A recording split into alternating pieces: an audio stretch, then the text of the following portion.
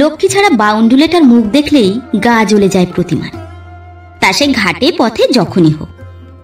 আর আজ কিনা এই সদ্য ঘুম ভাঙা চোখে প্রথম নম্বর ওর মুখটাই দেখতে হলো। উপায় কি? কাক ভরে হঠাৎ দরজায় কড়া নাড়া শুনতে পেলে দরজাটা তো খুলতে আসতে হবেই তাড়াতাড়ি। আর প্রতিমার মতো তাড়াতাড়ি আর কে চলে আসতে পারবে লেপ কম্বলের মায়া ছেড়ে? এবছরে শীতটা তো যাচ্ছি যাচ্ছি করেও যেতে চাইছে না, কাজেই লেপ কম্বলটা আজও বিছানায় ঠাঁই পাচ্ছে, শেষ রাত্রির দিকে আদরও পাচ্ছে। তাদের ঠেলে সরিয়ে ফেলে চৌকি থেকে নেমেই প্রতিমা একবার বলল, এই ভোর সকালে আবার কার কি দরকার পড়লো বাবা? তবে সেই বলাটা স্বগতোক্তির পর্যায়েই পড়ল। ঘরে আর যে দুজন অন্য চৌকিতে অবস্থিত তাদের দিক থেকে সাড়া এলো না কিছু। প্রতিমা ঘরের দরজা খোলার আগেই দেয়ালের পেরেকে ঝোলানো বাইরের দরজার তালার চাবিটা নামিয়ে নিয়ে খিল খুলে প্রায় ছুটে বেরিয়ে এলো, কারণ ততক্ষণে আর একবার কড়াটা নড়েছে, তবে কোনোবারই তারস্বরে নয়, যেন অনধিকারীর সংকোচের মৃদুতা মেশানো। তার মানে নিজের দরকারই এসেছে। তা অপরের দরকারে কে আর ভোর সকালে তার দরজায় ছুটে আসে? তো দরজা খুলতেই ফটকে। ফটকের নাম যে কেন ফটিক তা কে জানে? পোড়া কয়লার মতো খসখসে কালো রংটা তো জন্মকালে ফটফটে ফর্সা ছিল না, তো সে জাগ্গে অমন তো হয়েই থাকে। তেঠেঙে লম্বা এক মাথা ঝাঁকড়া চুল ছেলেটা সর্বদা প্রতিমার সুকান্তি সুন্দর ছেলেটার সঙ্গে লেপ্টে থাকে, তাতেই গা জ্বলে যায় প্রতিমার। লেখাপড়া তো ধার ধারে না, কি করে বেড়ায় কে জানে। দরজা খুলতেই বলে উঠল ফটকে, মানিককে একটু ডেকে দিন তো। যেন অনুরোধ নয়, আদেশ। কেন, সাত সকালেই আবার মানিককে কি দরকার? আছে দরকার, দিন না তাড়াতাড়ি। ফটিকের কণ্ঠস্বরে স্বভাবগত অসহিষ্ণুতার সঙ্গে আর এক কাঠি অসহিষ্ণুতা যুক্ত হয়েছে। ও বাবা, তুমি যে একেবারে ঘোড়ায় জিন দিয়ে এসেছো, ঘুম হচ্ছে অঘোরে, ডেকে তুলতে সময় লাগবে তো। দরকারটা বললে তবে তো তাড়া দিতে সুবিধে।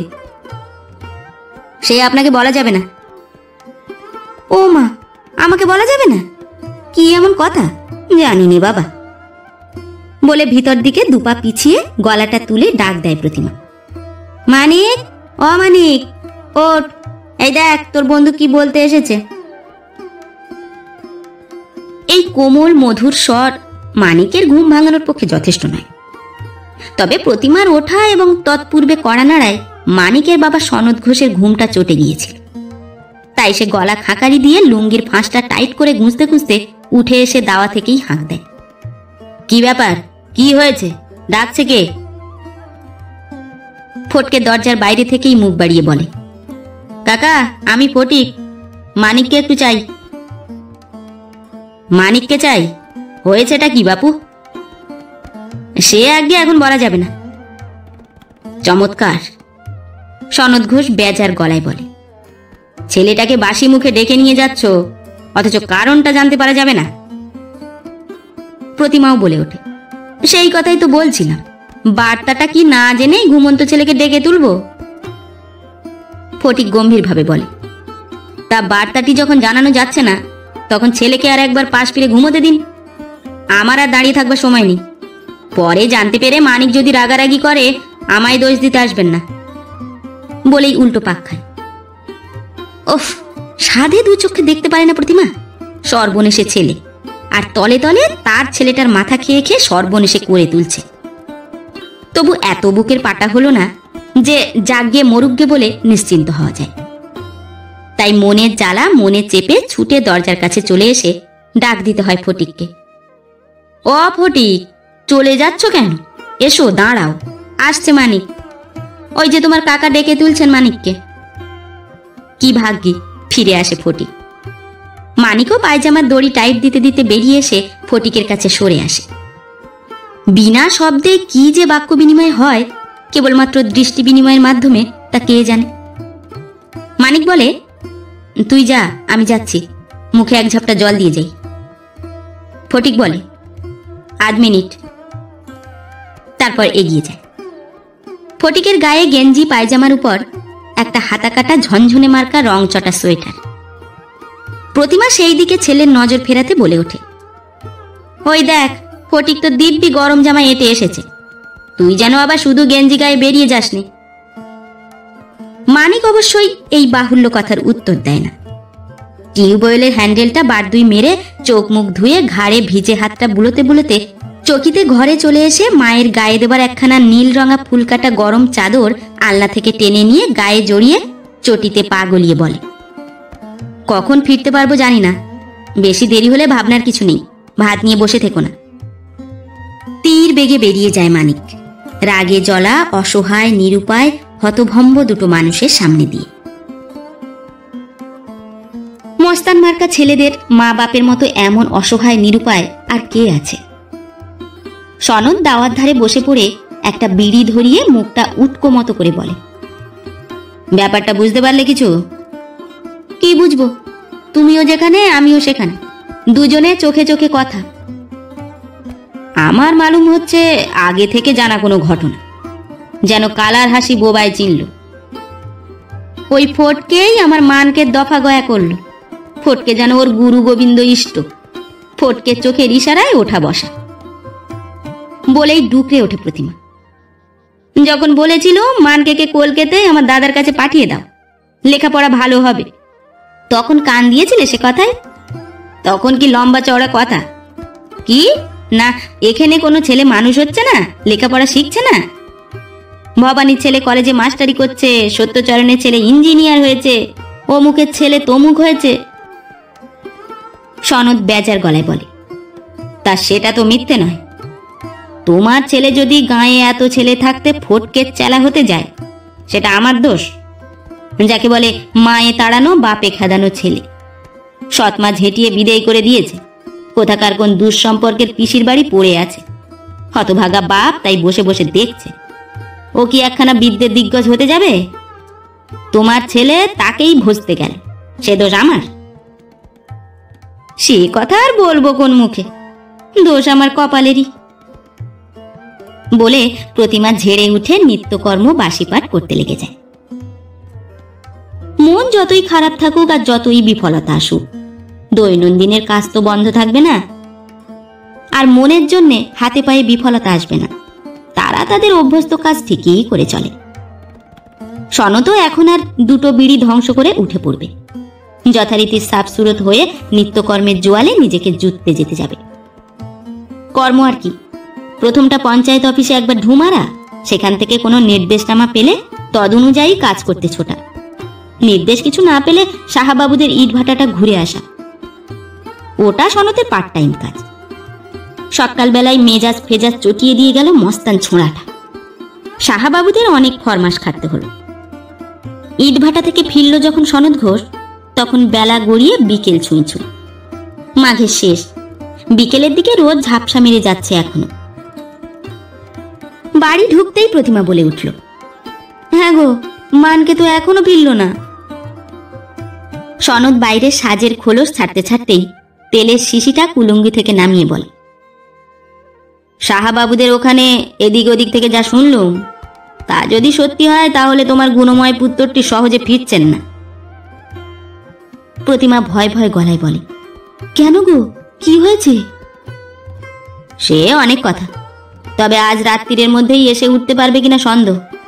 যাকে তুমি এখন আমার ভাতটা বাড়ো, মাথায় জলটা ঢেলেই এলাম বলে।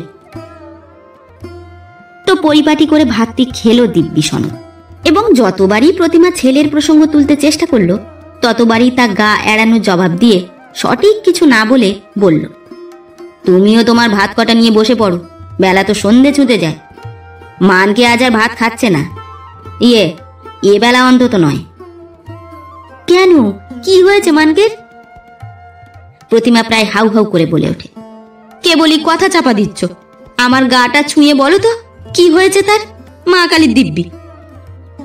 সনদ ঘোষ একটা ফেলে দেওয়া মাছের কাঁটা তুলে নিয়ে দাঁত ফোঁটার কাজে লাগিয়ে অতীত গলায় বলে, আরে বাবা, ভয়ের কিছু নেই, মানকের কিছু হয়নি। তিনি মহত্ব দেখাতে মাতঙ্গী বুড়ির মরা নিয়ে নবদ্বীপে গেছেন গঙ্গা সই করতে। ওর ওই চিবিয়ে চিবিয়ে কথায় প্রতিমা তেলে বেগুনে জ্বলে ওঠে। মানিকের কিছু হয়নি যখন, তখন মেজাজের রাশ ছাড়তে পরোয়া কি। চেঁচিয়ে বলে, বসে বসে কথার পেঁয়াজ মেরো না, শর্টকাটে বলো ব্যাপারটা কি? মাতঙ্গী বুড়ি মরলই বা কখন, মানিক সেটা জানলই বা কখন? আর সেই কুঠে বাগদি বুড়ির মরা নিয়ে গঙ্গা পাওয়াতে মানিক গেল কেন? ওই তো বললুম না, মহৎ একখানা বন্ধু জুটেছে তো, তাই রাজ্যের ভিকিরি নাকারি হাড় দুঃখীদের উপকার করে বেড়াচ্ছেন, সৎকার করতে ছুটছেন। এদিকে সেবার সাহাবাবু শালাটা এখানে এসে হঠাৎ মারা যাওয়ায় পাড়ার সবাই ছুটে এলো শ্মশান বন্ধু হতে, অথচ ওই দুজনার টিকিটই দেখা গেল। মানিক জোরজে কি বলেছিল শুনেছিলে তো? বড় মানুষের শালার মরা তুলতে লোকের অভাব হবে না। প্রতিমা মনে মনে ভাবল, সে না হয় যাগ্গে, একটা ভিন গায়ের লোক, মধু মাতাল বজ্জাত, কোন চুলোয় বজ্জাতি করতে গিয়ে পাড়ায় গিয়ে মরেছিল। মানিক না গিয়েছিল ভালোই হয়েছিল, কিন্তু মাতঙ্গী বাগদিনী চিরকেলে খারাপ স্বভাবের মেয়ে মানুষ, বউ হয়ে এদেশে আসা পর্যন্ত প্রতিমা তার নিন্দে মন্দই শুনে এসেছে। তার জ্বালায় ভদ্রলোকের বাড়ির পুরুষরা রাতে বাড়ি থাকতে পেত না নাকি, বউগুলো জ্বলে মরত।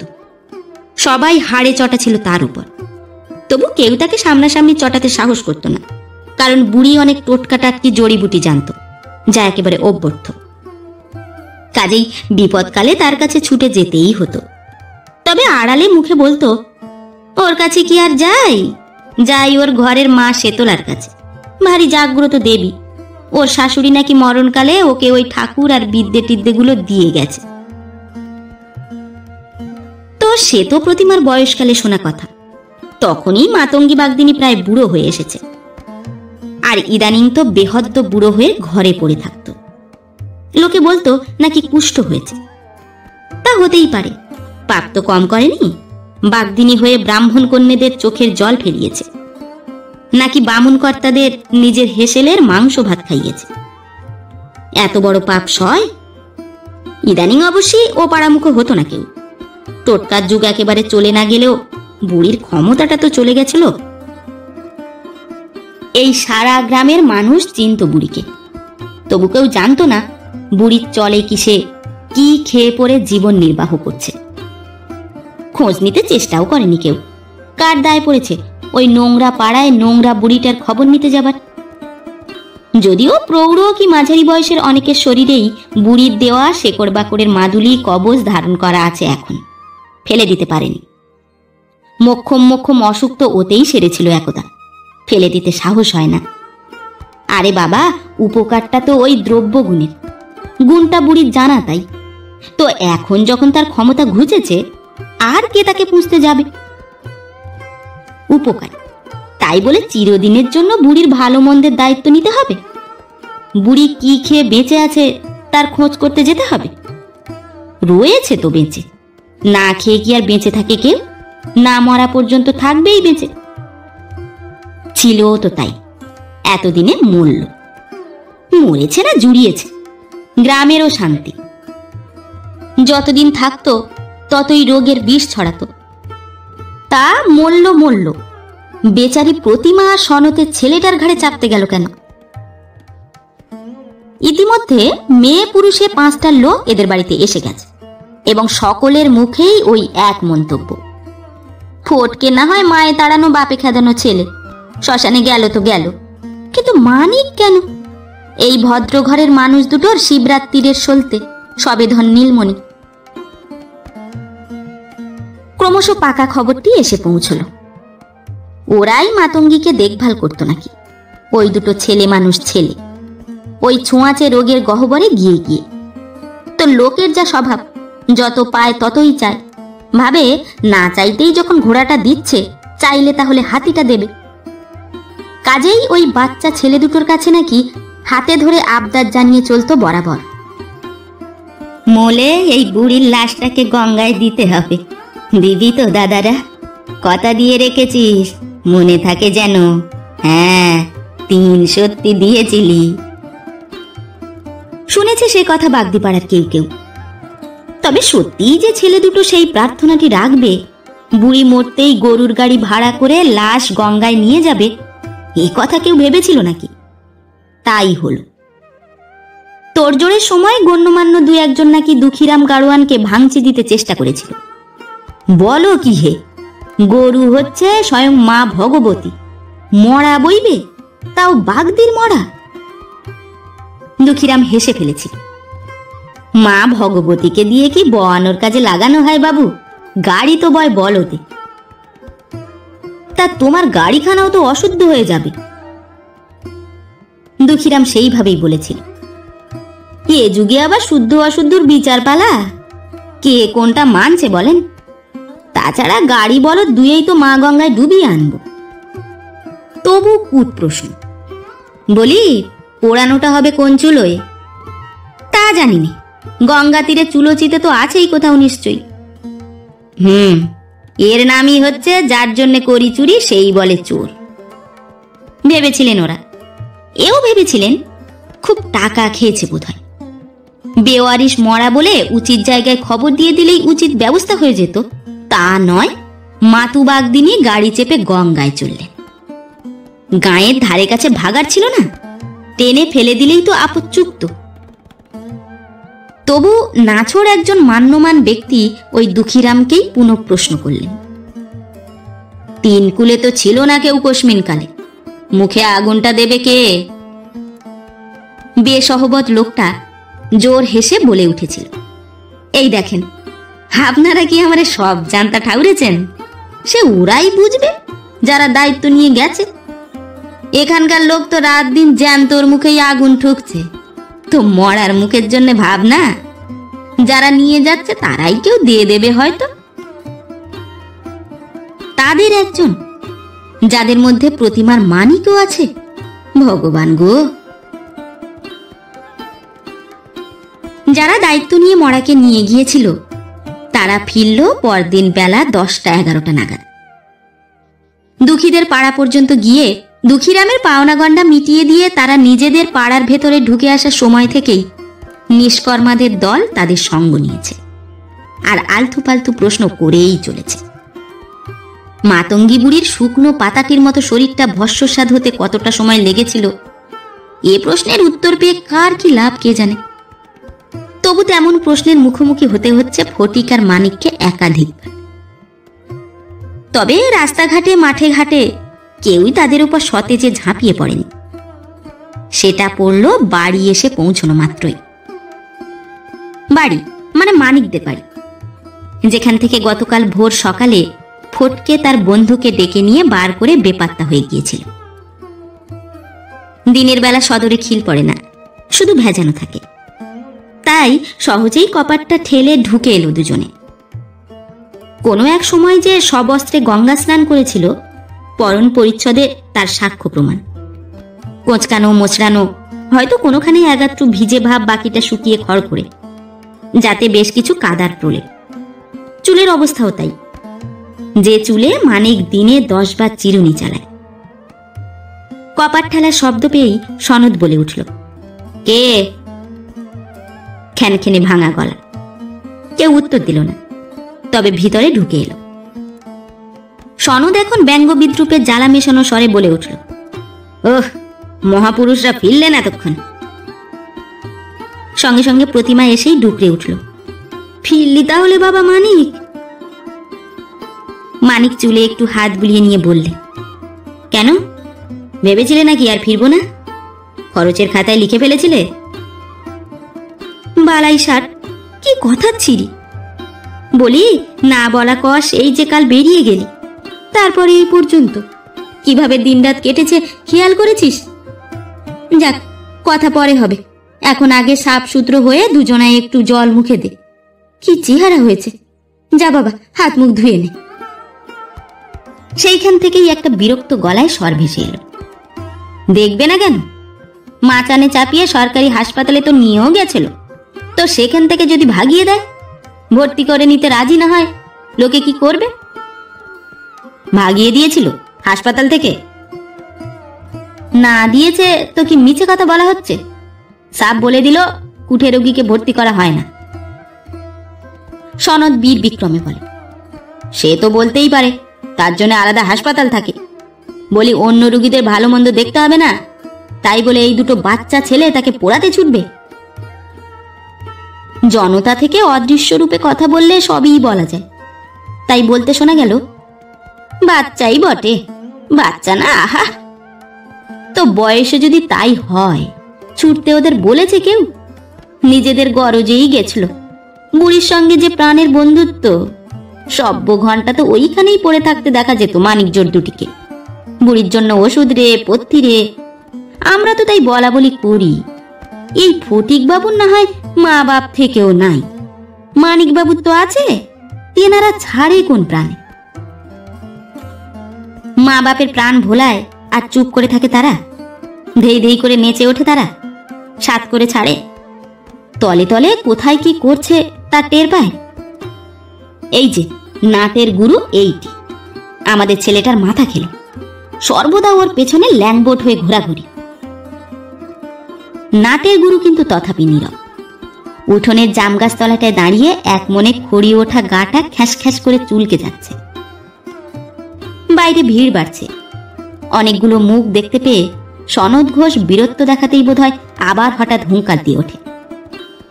তা পাড়ায় মরা পচার ভয়ে যদি তাকে টেনে ভাগাড়ে ফেলে না দিয়ে সৎকার করতেই যেতে হয় তো না হয় হলোই, তবে এত কাঠখড় পুড়িয়ে দিনটা রাত্রিটা পার করে গঙ্গায় দিতে যাওয়া কেন? গাঁয়ে যত মরা মরছে সবাই গঙ্গায় যাচ্ছে, হ্যাঁ? গঙ্গায় নিয়ে যাওয়ার আদিক্ষেতাটা কি জন্যে? মানিক সপাটে উত্তর দেয়, সবাই যাচ্ছে না সে তাদের ইচ্ছে থাকে না বলি।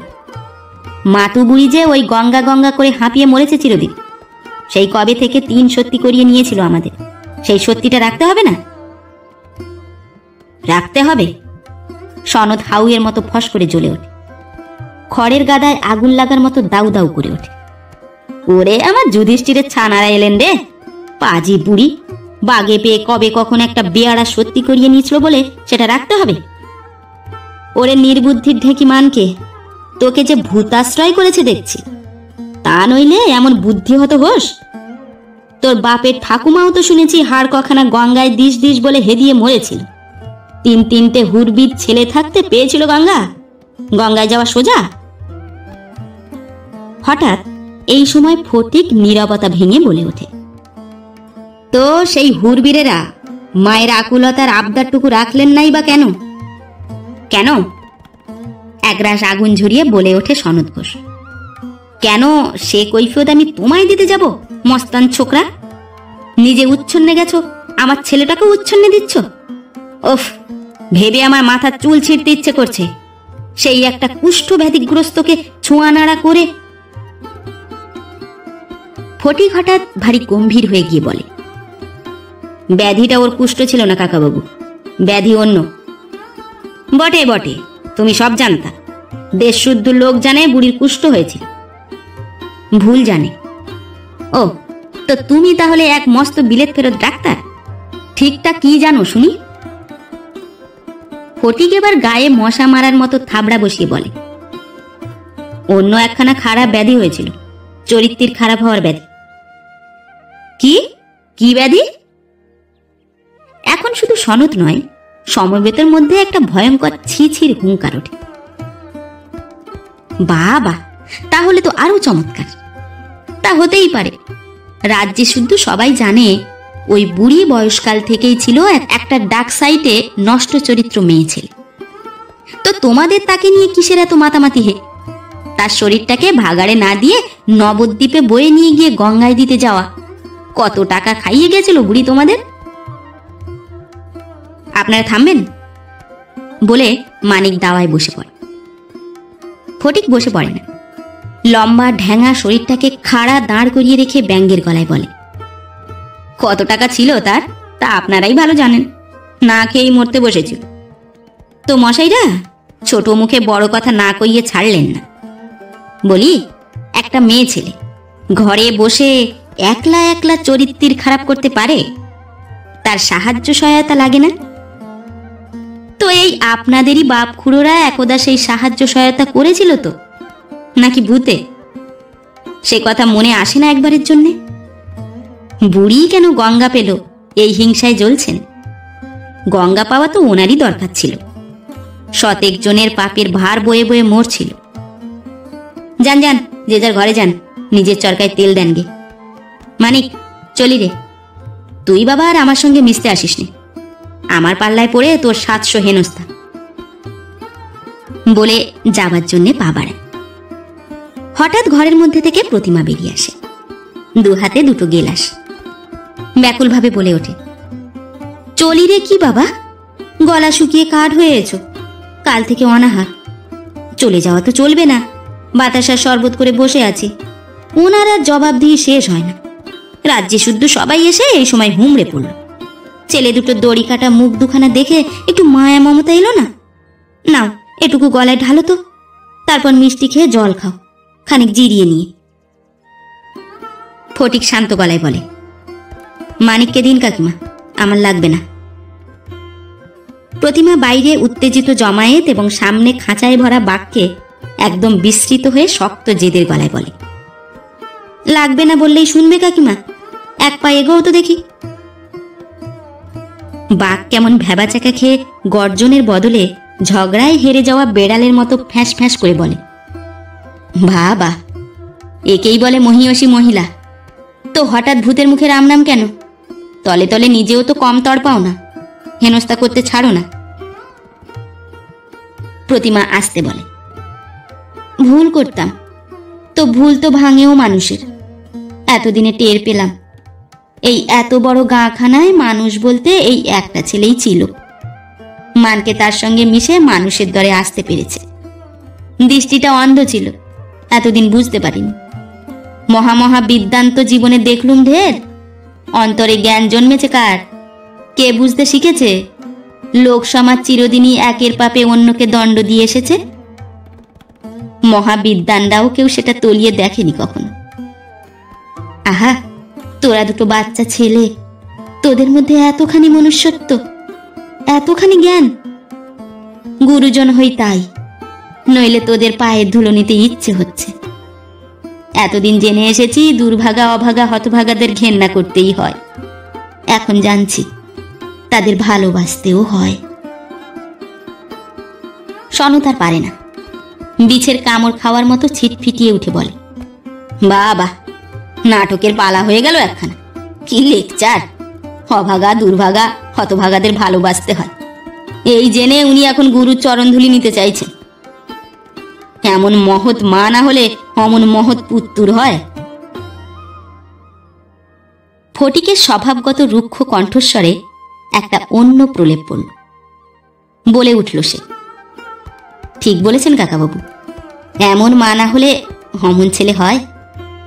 আমার কথা বাদ দেন, উলঙ্গন নাই বাটপাড়ের ভয়।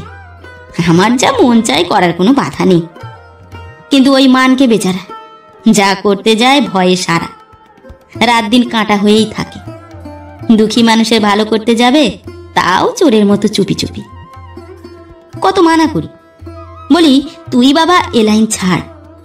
হতভাগারা তো বেঘরে মরবার জন্যই পৃথিবীতে এসেছে, তুই আর কজনকে বাঁচাবি? তার থেকে চাচা আপন প্রাণ বাঁচা মন্তরটা ধর। না হক মা বাপের কাছে গালমন্দ খেয়ে মরিস। সুখের সাগরে ভাসবার কপাল নিয়ে এসে পরের পাঁক ঠেলে মরছিস কেন? তো শোনে না, তাড়িয়ে দিতে চাইলে কাঁদে। ওই বুড়িকে গঙ্গায় দেবার 3 সত্যি করে মরেছিল তো মানকেই। আমি বাবা ওসব গঙ্গা ফঙ্গা মানি না। তা মানকে বলে কি না, বুড়ি তো মানতো, সেই বিশ্বাসেই ও স্বর্গে পৌঁছে যাবে। তো ওই সত্যিটা পালন করতে না পারলে বুদ্ধটা পাগলা বনে যেত, তাই ওর গোড়ে গোড় দিতে হলো। কই কাকিমা, আপনার শরবত? গলাটা দেখছি সত্যিই কাঠ হয়ে আছে। আমি বুঝিনি, অথচ আপনি দেখে বুঝে ফেললেন। একেই বলে মায়ের প্রাণ। মানকে, তুই বড় ভাগ্যবান রে। প্রতিমা আসতে বলে, উল্টো বলছো বাবা, আমিই বড় ভাগ্যবতী।